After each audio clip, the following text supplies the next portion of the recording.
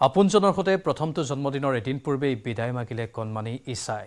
সমাধিতে কেক কাটি অশ্ৰুসিক্ত নয়নেৰে পিতৃ-মাতৃয়ে পালন কৰিলে কণমানি ঈশাৰ এবছৰীয়া জন্মদিন, যি দৃশ্যই সেমেকাই তুলিব আপোনাৰো চকু।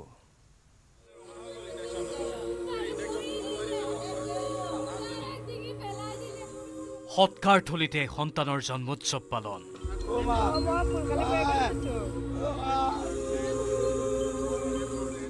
উচুপি উচুপি বাৰ্থডেৰ কেক কাটিলে নিহত সন্তানৰ পিতৃয়ে। বুধবাৰে যোৰহাট চিকিৎসা মহাবিদ্যালয় হস্পিটেলত চিকিৎসাধীন অৱস্থাত হঠাৎ মৃত্যু ঘটিছিল কণমানি আয়ুশ্ৰীৰ।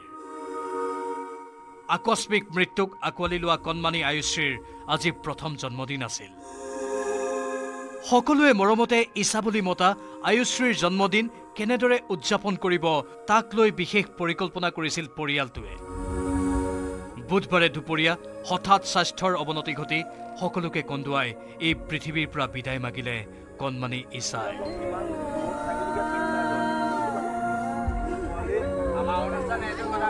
পিতৃ-মাতৃ তথা আপোনজনৰ সৈতে প্ৰথমটো জন্মদিন উদযাপন কৰিব নোৱাৰিলে ঈশাই।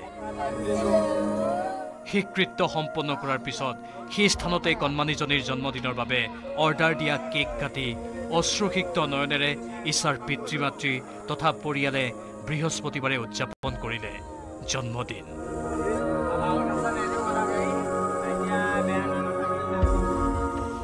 ভাবা নাছিলোঁ যে শ্মশানত তাই এনেকৈ কেকটো মানে তাই শ্মশানত কাটিম বুলি তাই বহুত ডাঙৰকৈ মানে পাতিম বুলি আশা কৰিছিলোঁ। আশাটো বেলেগ আছিলে আৰু কেকটো কাটা হ'ল বেলেগ জেগাত। তাই মোক এৰি থৈ যোৱা নাই, মানে তাইক মাৰি পেলালে সিহঁতি, নাৰ্ছে বেজি দি মাৰি পেলালে আৰু কাগজো চব লুকুৱাই দিলে, চব কাগজ পত্ৰ চব লুকুৱাই দিলে। তাই গাখীৰ খুৱাই উঠিছোঁ, তাৰপৰা বেজীটো আধা এনেকৈ ইমানটোমান গৈছে, ইমান ডাঙৰ বেজী আছিলে ন, ইমানটো গৈছে, ইমানটো যাওঁতে মানে তাই পূৰা ৰঙা হৈ গৈছে। তাইক মই নাৰ্ছক কৈছোঁ যে কি হৈছে, ছোৱালীজনী ৰঙা হৈ গৈছে। তাৰপৰা কৈছে একো নহয়, অকণমান টাইমৰ কাৰণে হ'ব, বেজীটো দি দিয়াৰ পিছত ভাল হৈ যাব। গোটেইটো যেতিয়া দি দিলে ছোৱালী মানে ডিঙি চিঙি পেলাই দিলে। ঈশাৰ মৃত্যুক লৈ বুধবাৰে উত্তপ্ত হৈ উঠিছিল JMCHৰ চৌহদ। পিতৃ-মাতৃৰ মতে এগৰাকী নাৰ্ছৰ ভুলৰ বাবেই এটা ইনজেকশ্যন দিয়াৰ পিছতে কণমানি ঈশাই মৃত্যুক আঁকোৱালি ল'লে। ইয়াৰ পূৰ্বে 3বাৰ জ্বৰ হোৱাৰ বাবে কণমানিজনীক চিকিৎসালয়ত ভৰ্তি কৰা হৈছিল। চিকিৎসালয়খনৰ চিকিৎসক আৰু নাৰ্ছৰ গাফিলতিৰ ফলত কণমানি ঈশাৰ মৃত্যু হোৱাৰ অভিযোগ তুলি কণমানিজনীৰ পিতৃয়ে থানাত এজাহাৰ দাখিল কৰিছে। যোৰহাটৰ জিলা আয়ুক্তই পৰিয়ালটোৰ ঘৰত উপস্থিত হৈ সমগ্ৰ ঘটনাৰ বুজ লয়। ইতিমধ্যে এই ঘটনাৰ পৃথকে পৃথকে তদন্ত আৰম্ভ হৈছে। তদন্ত প্ৰতিবেদনৰ পিছতহে কণমানিজনীৰ মৃত্যুৰ প্ৰকৃত কাৰণ পোহৰলৈ আহিব। যোৰহাটৰ পৰা গৌতম বৰাৰ report, news 18 Assam north east.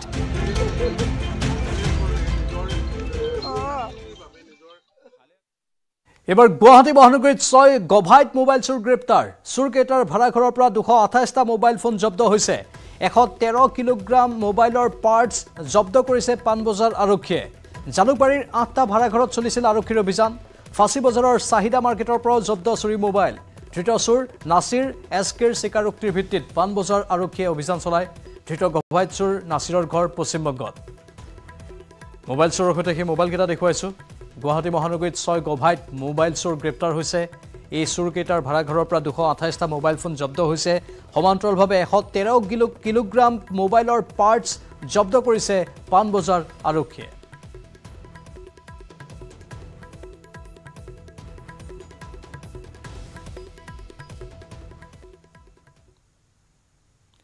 কাইলৈ অনন্ত আম্বানী আৰু ৰাধিকা মাৰ্চেণ্টৰ বিয়া।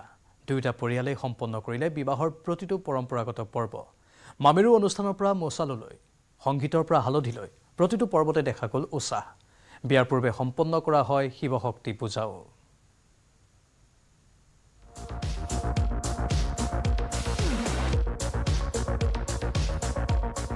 12 জুলাইত অনুষ্ঠিত হ'ব দেশৰ সবাতোকৈ চৰ্চিত বিয়াখন। এই বিয়াখনক লৈ যথেষ্ট উৎসাহী আম্বানীৰ পৰিয়াল। মুম্বাইস্থিত এণ্টেলিয়াত এতিয়া উখল মাখল পৰিৱেশ আনন্দ আৰু ৰাধিকাৰ বিয়াখন বিশেষৰ পৰা বিশেষ কৰি তুলিবলৈ ত্ৰুটি এৰা নাই আম্বানীৰ পৰিয়ালে পৰম্পৰাগত ৰীতি-নীতিৰ মাজেৰে সম্পূৰ্ণ কৰা হৈছে বিবাহৰ প্ৰতিটো নিয়ম বিবাহৰ পূৰ্বে এণ্টেলিয়াত অনুষ্ঠিত হৈছে শিৱ শক্তি পূজা আনন্দ আৰু ৰাধিকাৰ মংগল কামনা কৰি আয়োজন কৰা হৈছে শিৱ শক্তি পূজা এই পূজাত অংশ লয় বলিউডৰ নামী দামী তাৰকাৰ লগতে আম্বানী পৰিয়ালৰ সমূহ সদস্যই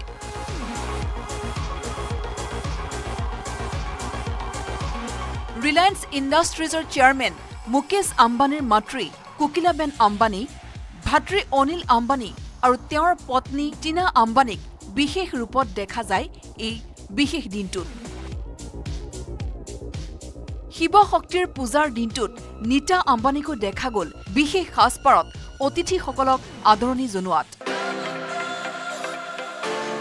আনহাতে নিশাৰ ভাগত অনুষ্ঠিত হয় য়ং ষ্টাৰ নাইট য'ত বলিউডৰ তাৰকাই ভিৰ কৰে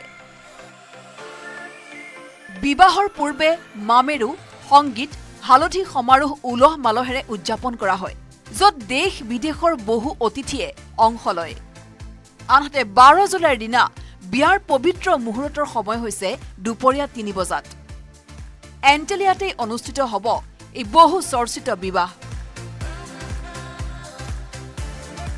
13 জুলাইত সন্ধিয়া 6 বজাত হ'ব আশীৰ্বাদ তাৰ লগতে হ'ব সৰুকৈ অভ্যৰ্থনা অনুষ্ঠান এই অনুষ্ঠান হ'ব নীতা মুকেশ আম্বানীৰ কালচাৰেল চেণ্টাৰত 14 জুলাইত হ'ব মুখ্য অভ্যৰ্থনা এই গ্ৰেণ্ড অভ্যৰ্থনা অনুষ্ঠানত উপস্থিত থাকিব দেশৰ নামী দামী ভিআইপি ভিভিআইপি আনন্দ আৰু ৰাধিকাৰ এই বিশেষ বিবাহৰ সাক্ষী হৈ ৰব সমগ্ৰ বিশ্ব এই বিবাহক লৈ এতিয়া উখল মাখল এণ্টেলিয়া আৰু কেইটামান ঘণ্টাৰ পিছতে বিয়াৰ পবিত্ৰ সামাজিক বান্ধোনেৰে 7 জনমৰ বাবে বান্ধ খাব আনন্দ আৰু Radhika national desk news 18 Assam north east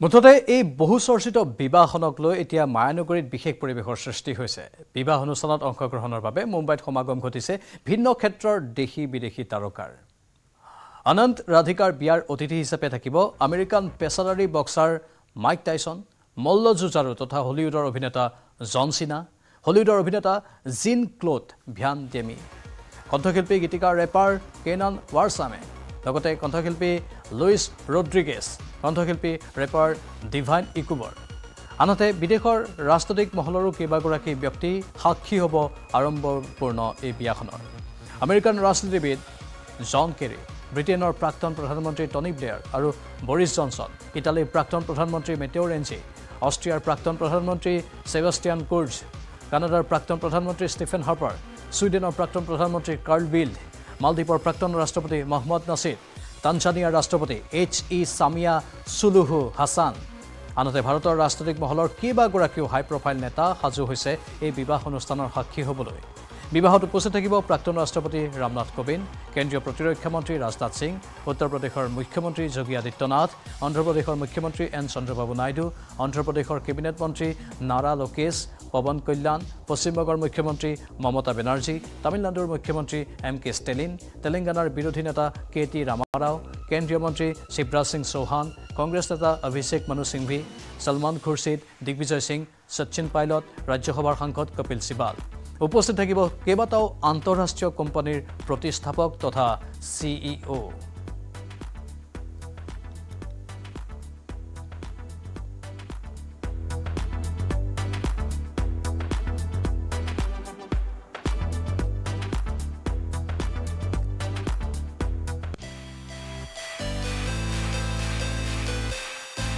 আনন্দ আম্বানী আৰু ৰাধিকা মাৰ্চেণ্টৰ বহু চৰ্চিত বিবাহক লৈ উখল মাখল মায়ানগৰী। বিবাহত অংশ ল'বলৈ আমেৰিকাৰ পৰা আহিল বলিউড অভিনেত্ৰী প্ৰিয়ংকা চোপ্ৰা আৰু স্বামী নিক জোনাছ।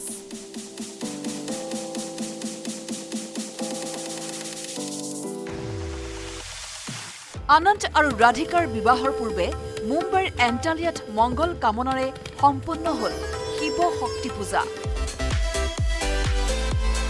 এই পূজাত অংশ ল'লে বলিউডৰ বহু নামী দামী তাৰকা, ক্ৰিকেটাৰৰ পৰা প্ৰখ্যাত সংগীত শিল্পীলৈকে।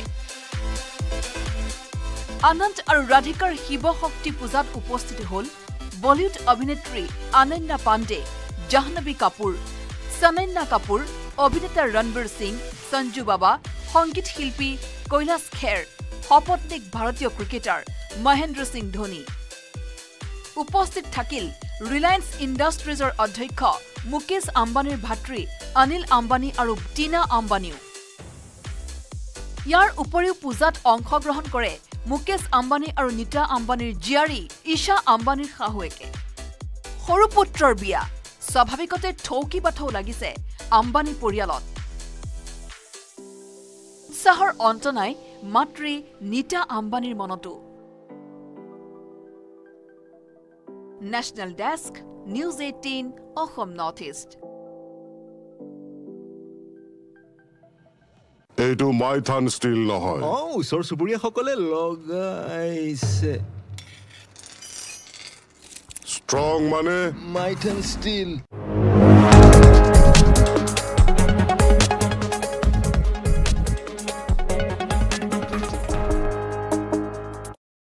থাকিলে শেষ নোহোৱা হৈছে গ্ৰীণ বাছৰ অকথিত কাহিনী। পিয়াগুম অসম ৰাজ্যিক পৰিবহণ নিগমৰ আশীৰ্বাদত ৰাজপথত সাধাৰণ যাত্ৰীয়ে দুৰ্ভোগ ভুগিবলৈ মঞ্চস্থ কৰা এই নাটকৰ পৰিচালনা ASTC। নিৰ্দেশনাত আছে পৰিবহণ বিভাগ। ৰাজপথত নাই অভিযান, নাই সজাগতা ব্যৱস্থা। চকু মুদি কাণ বন্ধ কৰি প্ৰশাসনে কেৱল শুনি গৈছে গ্ৰীণ বাছৰ কাহিনী। এনে একাংশ গ্ৰীণ বাছ চালকৰ বিস্ফোৰণৰ পিছতো কিয় শিক্ষা লোৱা নাই বিভাগৰ মুৰব্বী মহানগৰ জিলা প্ৰশাসনে? সঁচাকৈ পাচলি ব্যৱসায়ী ই ৰিক্সা চালকে দৌৰাইছে নেকি গ্ৰীণ বাছ? উত্তৰবিহীন এক প্ৰশ্ন। লাজ নেলাগে নি আপুনি এই বয়সত এনেকা কৰি আছে? জামৰ কাৰণে আপোনালোকৰ কাৰণে ইমান কমপ্লেইন আহি থাকে, গোটেইকেইটা বাছ গোটেইকেইটা পাব্লিকে কমপ্লেইন কৰে। Bureau report, news 18, Assam north east.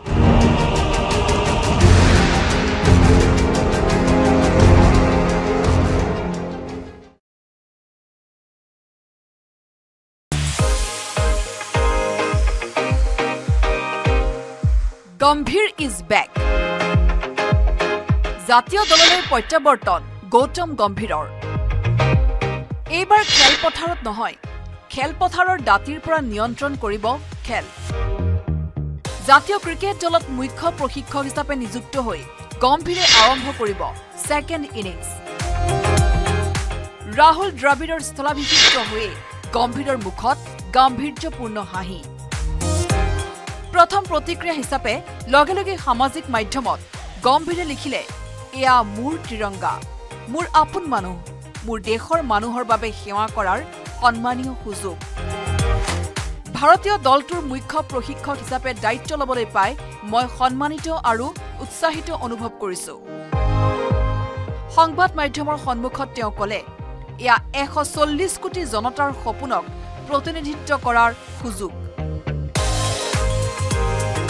There is actually no bigger honor than coaching your national team. You're representing 140 crore Indians and more across the globe as well. And when you represent India, ওচৰ চুবুৰীয়াসকলে লগাইছে। Strong মানে Maithon steel.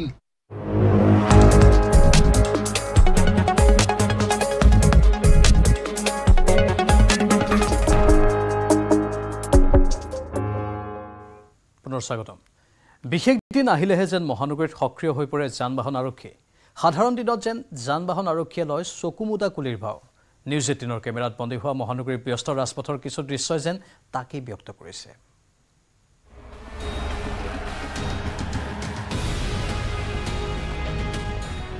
নিয়ম ভঙাটোৱে এতিয়া নিয়মত পৰিণত নিয়ম ভঙাটোৱে যেন এতিয়া নিয়মত পৰিণত হৈছে গুৱাহাটী মহানগৰী সাধাৰণ জনতাৰ অসাধাৰণ কৰ্মকাণ্ড কাহিনী বৰ্ণনা কৰাৰ পূৰ্বে প্ৰথমে চাই লওক এইসমূহ দৃশ্য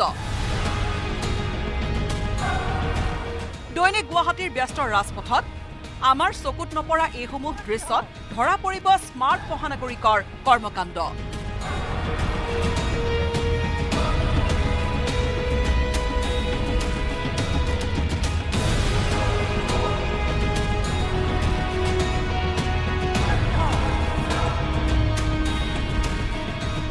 হাতত সময়ে নাই একাংশ শিক্ষিত লোকৰ চমু বাদ বিচাৰি ভুল কৰিছে মহানগৰবাসীয়ে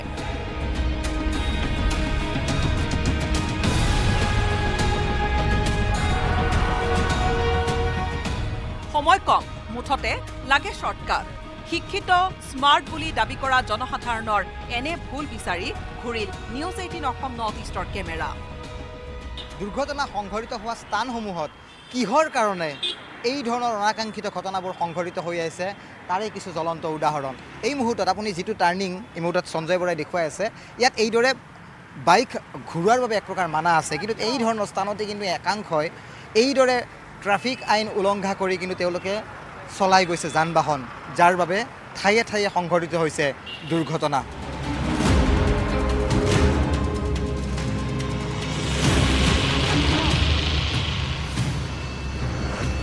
নিয়ম ভংগকাৰী লোকৰ ফটো লয় ট্ৰাফিক পুলিচে আজি ভুলবোৰ দেখুৱাই ভিডিঅ' লৈছে আমাৰ সাংবাদিকে গুৱাহাটীৰ ব্যস্ত প্ৰতিটো ৰাজপথত একেই দৃশ্য কতোৱে নাই চিটি ট্ৰাফিক আৰক্ষী কি গুৱাহাটীৰ মাজেৰে যোৱা ৰাষ্ট্ৰীয় ঘাইপথ কি GS ৰোড ধৰা পৰি গ'ল ভুলবোৰ কেইবা ঠাইতো কেমেৰাৰ সন্মুখতে ঘটিবলৈ লৈছে দুৰ্ঘটনা এক কেমেৰাৰ সন্মুখতে সংঘটিত হ'ব লোৱা এটা দুৰ্ঘটনা এই মুহূৰ্তত দেখুৱাইছোঁ যে আমি কেমেৰা কৰি আছোঁ ঠিকে দাদা ভুল হৈছে চাগে এনেকৈ যাবা থ'ব ভুল হৈছে চাগে ভুল হৈছে চাগে ভুল হৈছে কিন্তু উপায় নাই না ৰাস্তাবিলাক বন্ধ কৰি থৈছে ভাই হয় সিহঁতি ঘূৰি যাম নেকি অলপ ভুল হৈছে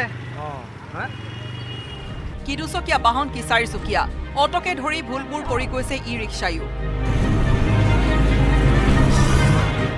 একাংশৰ নাই হেলমেট নিজ সন্তানক লগত লৈও অভিভাৱকবোৰে ভয় লগা ভুলবোৰ কৰি গৈছে দুই এজনে কেমেৰা দেখি কৈ গৈছে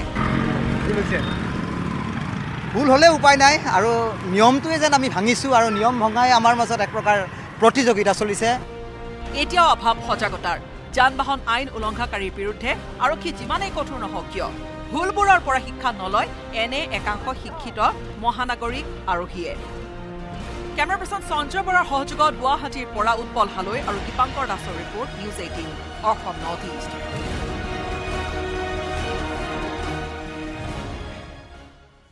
কংক্ৰিটৰ মহানগৰীত চিফুঙৰ সুৰৰ মাজে মাজে চিত্ৰাংকন MCLA পবিত্ৰ কুমাৰ বড়োৰ ঘৰত ছবি আঁকি ভাইৰেল হোৱা ধনেশ্বৰ বড়ো এতিয়া আহোম গাঁৱৰ বাথৌ মহাসভাৰ কনফাৰেন্স হলত ব্যস্ত ছবি অঁকাত 10 জন যুৱকক লগত লৈ দেৱাল অংকনৰ কাম আৰম্ভ কৰিছে ধনেশ্বৰ বড়োৱে তামুলপুৰ উদালগুৰি বাক্সা কোকৰাঝাৰ গোলাঘাট কাৰ্বি আংলং কামৰূপৰ লগতে বিভিন্ন ঠাইত ছবি অংকন কৰি বিপুল সমাদৰ লাভ কৰিছে ধনেশ্বৰ বড়োৱে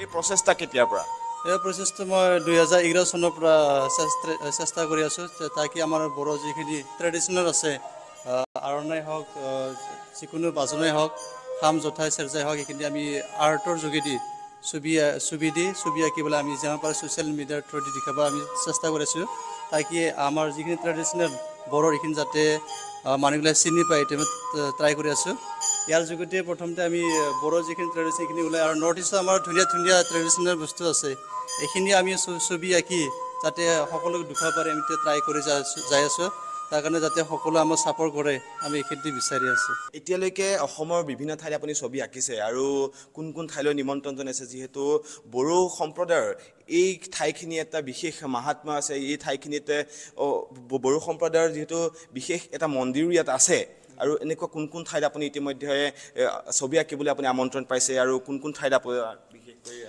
বৰ্তমান আমাক কামৰূপ গ্ৰাম্যত আমাক নিমন্ত্ৰণ জনাই আছে ৰঙিয়াৰ ওচৰতে তাৰপিছত আমাক নিমন্ত্ৰণ জনাই আছে আমাৰ অসমৰ বাহিৰতো জনাই আছে বৰ্তমান নিমন্ত্ৰণ যেনে বেংগল চেন্নাই এইবিলাক মাতিছে তাৰ আগতে আমি ভাবিছোঁ আমাৰ যিখিনি আমাৰ এৰিয়াখিনিতে যিখিনি বিটিআৰ এৰিয়া নাইবা আমাৰ অসমৰ ভিতৰত যিখিনি এৰিয়া আছে সেইখিনি প্ৰথমতে আমি ইয়াত আমি শ্ব' কৰিম আঁকিম ছবিবিলাক আঁকি পেলাই দেখুৱাম তাৰপিছত আমি নিশ্চয় আমি অসমৰ বাহিৰতো যাম নিশ্চয় হয় অতি সুন্দৰকৈ এনেদৰে ছবি অঁকাৰ যি প্ৰয়াস কৰিছে আপুনি মাতি আনিছে এগৰাকী যুৱকক অতি সুন্দৰকৈ ছবি আঁকিছে কেতিয়াৰ পৰা আৰু কেনেধৰণে আপুনি এইটো আগবঢ়াই নিবলৈ যত্ন কৰিব আমি পোনপ্ৰথমে নিউজ 18ত ধন্যবাদ জনাইছোঁ আমাৰ ইয়াত বাথুপুৰী আহোমগাঁও মেৰু মুখ্য মন্দিৰ ইয়াতে আমি ভাবিছোঁ আমাৰ দুলাৰাই বাথৌ গৌতমৰ যিখিনি কনফাৰেন্স হল এই কনফাৰেন্স হলত আমি বড়োৰ যিখিনি পৰম্পৰা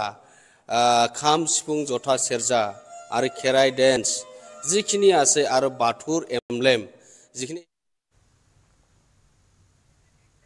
সময় হৈছে বাতৰিৰ পৰা বিদায় লোৱাৰ কিন্তু বিদায় পৰা